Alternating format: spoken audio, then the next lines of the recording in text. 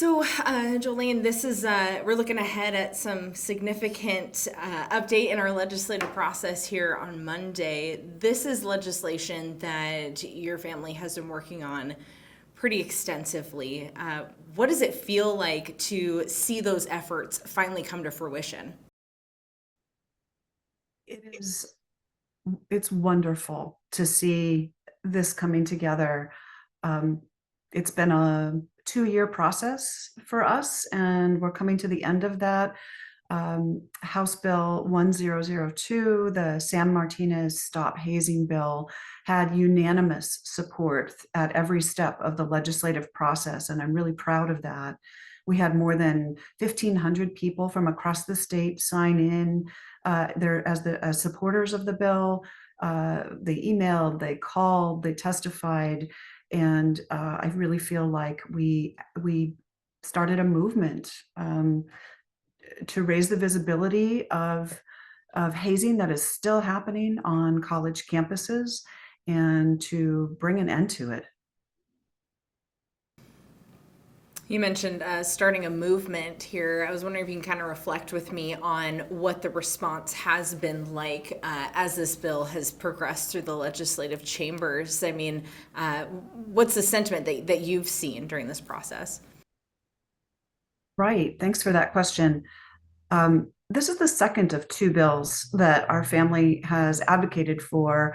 The first one, passed last year, is known as Sam's Law, and it increases education and transparency around hazing incidents on college campuses. So that was the first really important step to raise awareness about hazing and to make it more visible so that students and families would have accurate information to help guide their decision making about which organizations they might want to join. This year, the second bill is called the Sam Martinez Stop Hazing Bill, House Bill 1002, and the governor will sign that on Monday, and it increases the criminal penalties for hazing. Right now, hazing is a misdemeanor in the state of Washington, which is the equivalent of stealing a shopping cart. And this will increase hazing penalties to be a gross misdemeanor, or in cases of serious injury or death, it becomes a felony. And so I think what's important is that together these 2 bills really will help dismantle toxic hazing culture on our campuses.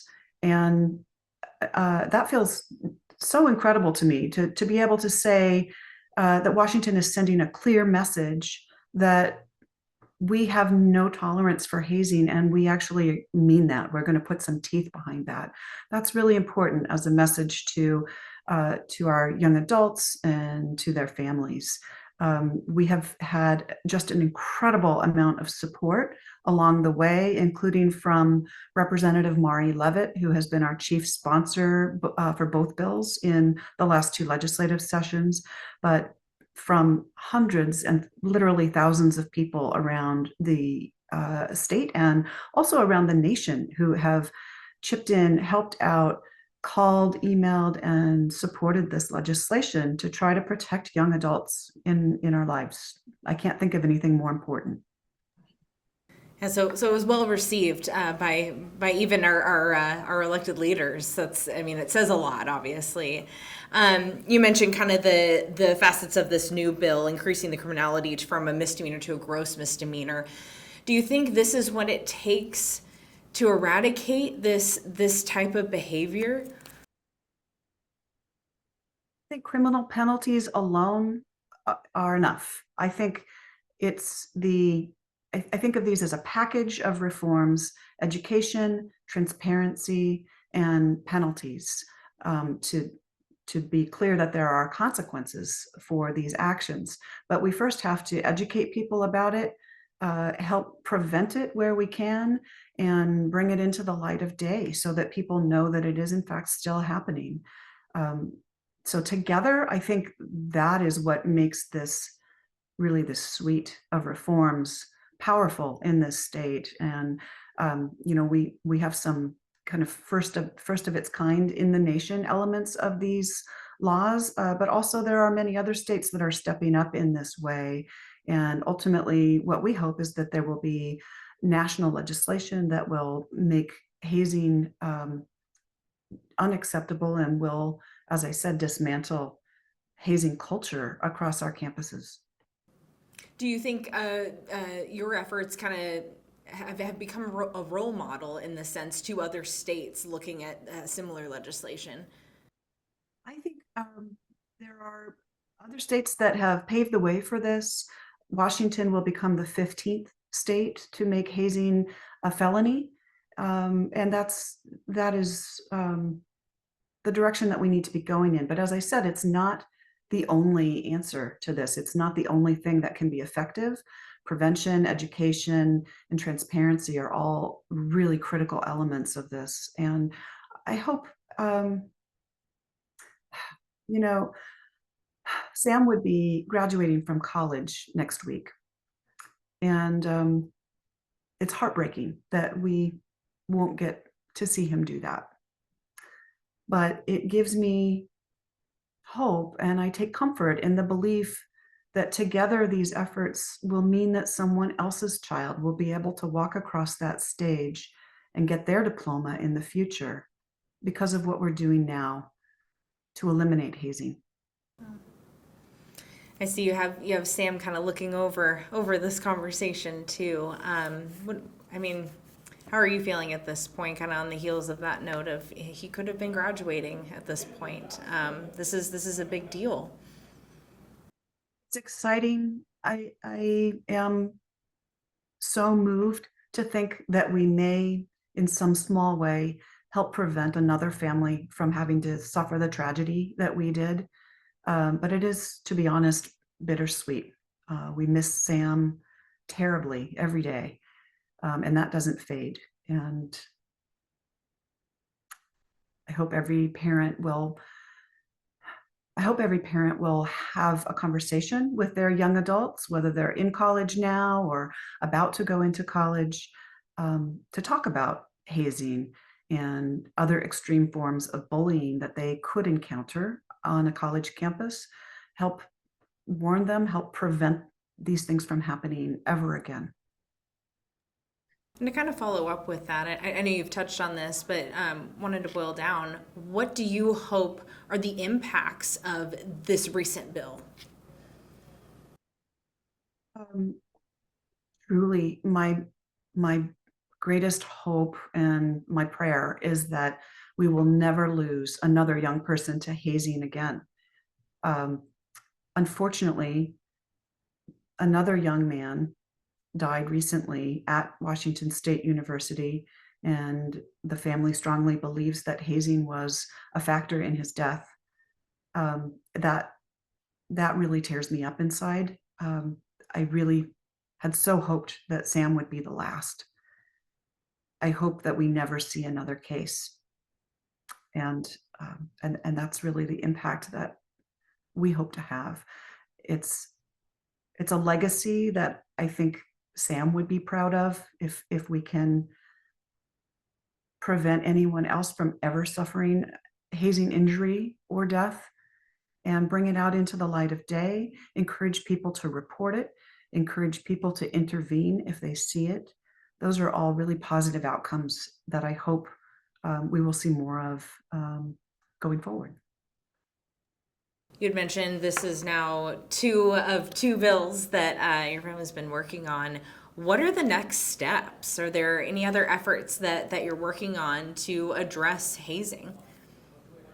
Yes. So the next step that we hope to take as a family is launching a new national database that will show hazing incidents on every college campus in the United States. And it is, we're in process of developing that. And I will be very excited to launch that publicly once we collect all of the data and put it into a free and searchable database for families to use and others to use to learn about the extent of hazing that is happening right now, and make it transparent and put information into the hands of people who need it to make informed decisions. And how would that work? Would it track reported hazing incidents, or are there different levels of, I guess, the progress of hazing? What would that look like a little more specifically? Right. So universities, if they get a report of hazing, sometimes will thoroughly investigate those and um, come to a formal conclusion. And when there are sanctions involved with that, when they find that in fact there was hazing, then there's a report made of that. Those aren't always available to the public. Some universities do a great job of making those public, some do not. And in our case, Sam's Law requires now that universities make those reports public. And so our hope is to pull together information like that from around the nation and make that available. But also, what we've learned is it takes a long time for this process to play out. And meanwhile, there are lots of reports happening in the media. I see reports every day about hazing incidents taking place, not all of them deaths, some of them injuries. But of course, we don't want any hazing. So being able to collect all of that information and make it transparent and visible is really our next step and our hope. Well, those are all the questions I have. Is there anything else that you wanted to add on that note? Um,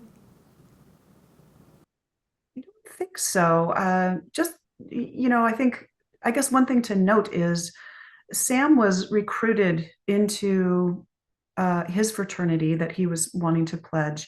Literally, they reached out to him within days of his graduation from high school. And so summer recruitment is going to be happening very soon. What that means is a lot of students don't have an opportunity to compare Greek organizations, excuse me, they don't have an opportunity to compare Greek organizations against each other. They may be already committed before they even get to campus.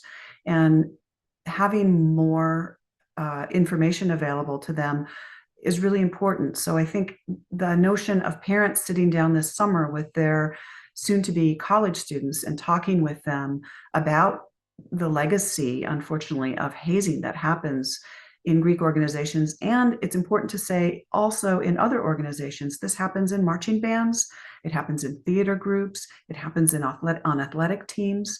So super important for parents and their young adults to have a conversation about this, and so that their students can be aware as they arrive on campus what to look out for and what to avoid. I think that's a great point. Thank you for bringing that up. I did want to circle back though, just your reaction once this recent bill had cleared all the hurdles it needed to make its way to the governor's desk. What was your reaction? I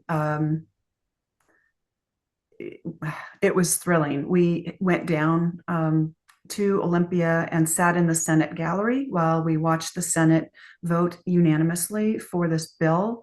And the Senate honored us by taking a moment to recognize us, my husband and I, sitting in the gallery.